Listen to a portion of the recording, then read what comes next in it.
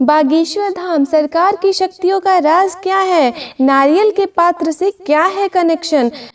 बागेश्वर धाम सरकार की शक्तियों को लेकर इन दिनों चर्चा जोरों पर है। बागेश्वर सरकार की चमत्कारी शक्तियों को लेकर लोग उनके बारे में और जानने के लिए उत्सुक हैं।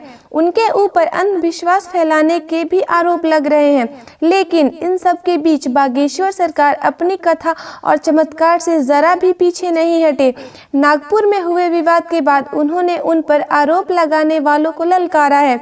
आइए आपको बताते हैं कौन है बागेश्वर सरकार और उनके प्रति अनगिनत भक्तों के झुकाव के बारे में।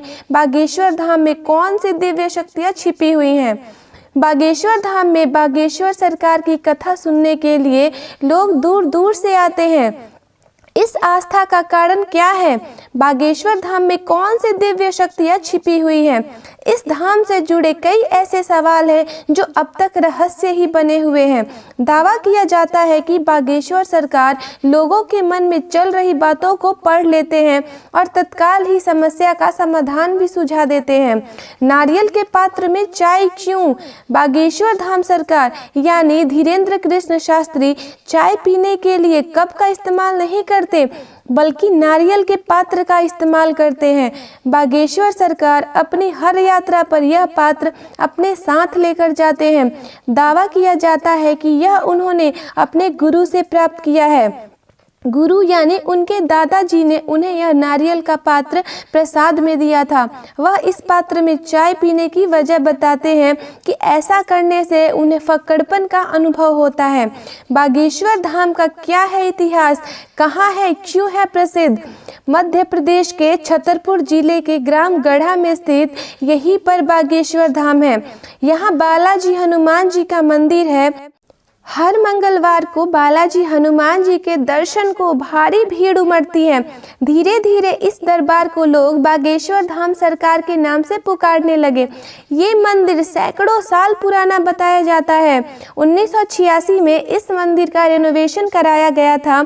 इसके बाद 1987 के आसपास वहाँ पर एक संत का आगमन हुआ, जिनको बाबा जी सेतुलाल जी महाराज के नाम से जाना जाता था। इनको भगवान दास जी महाराज के नाम से भी जाना जाता था। महाराज जी ने 1989 में बागेश्वर धाम में एक महायज्ञ का आयोजन कार्य करवाया। 2016 में भूमि पूजन। बागेश्वर धाम के इतिहास में सबसे पहले 2012 में भक्तों की समस्याओं के निवारण हेतु धाम पर दिव्य दरबार लगाया गया था और इसी दिव्य दरबार से बागेश्वर धाम को एक अलग पहचान मिली। लेकिन लोकप्रियता के अभाव में यहाँ पर भक्तों की संख्या बहुत कम थी। परंतु जैसे जैसे बागेश्वर धाम की ख्याति लोगों तक पहुँचने लगी तो 2016 में इस जगह का भूमि पूजन किया गया और भक्तों की समस्याओं के निवारण हेतु टोकन प्रक्रिया आरंभ हुई थी। बागेश्वर धाम में दरबार कब लगता है? जब भी बागेश्वर धाम के महाराज श्री धीरेन्द्र कृष्ण शास्त्री जी धाम पर उपस्थित रहते हैं, तब हर मंगल और शनिवार को दिव्य दरबार लगाया जाता है।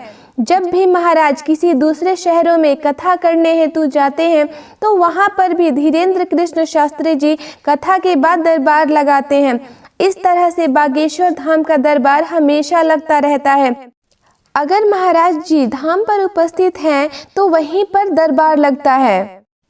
अगर आपको ये वीडियो पसंद आई हो तो आप इस वीडियो को लाइक शेयर करना ना भूलें और इस चैनल को ज़रूर सब्सक्राइब करें। धन्यवाद।